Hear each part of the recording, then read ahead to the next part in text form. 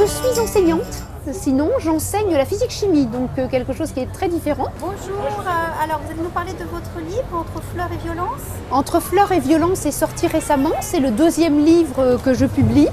C'est un recueil de nouvelles, donc sorti aux éditions d'un Noir si bleu.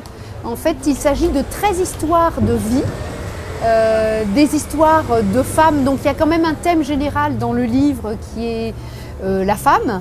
Et donc le regard que porte une femme sur le regard que porte la société sur les femmes est forcément ironique.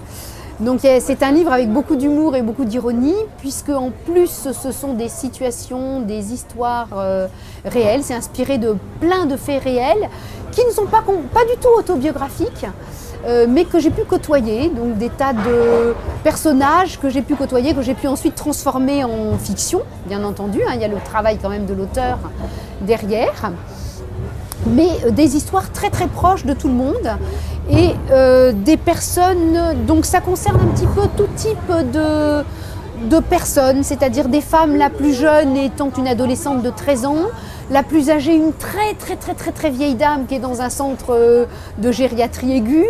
Ensuite, au niveau des métiers, ben c'est pareil, il y a une femme qui est sans rien, qui vit dans la rue, dans le métro.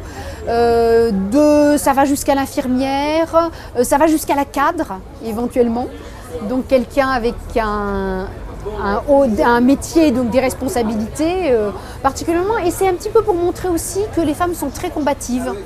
Et quelle que soit leur situation, d'abord elles peuvent être malmenées par la vie, vraiment de façon totalement indépendante de leur situation, et qu'elles savent redresser la tête. Donc c'est quand même un livre avec de l'optimisme, qui montre des situations parfois difficiles, mais où il y a toujours un espoir. Et ça, je tenais absolument à le... On a bien besoin.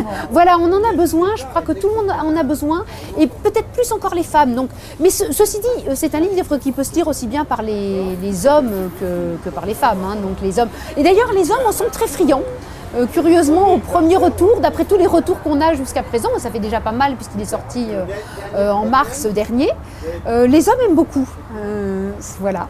L'aventure de ce livre, l'idée vous est venue comment en fait? L'idée m'est venue, bon j'avais déjà des nouvelles sur ce thème et l'idée m'est venue d'une révolte. Et je crois que c'est surtout au moment de la campagne électorale de Ségolène Royal et indépendamment de toute politique.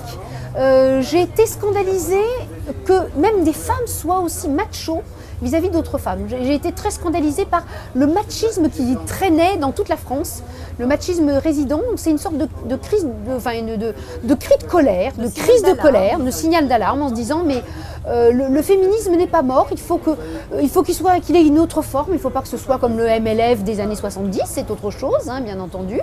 Mais il faut quand même rappeler aux gens que les femmes sont des êtres humains à part entière.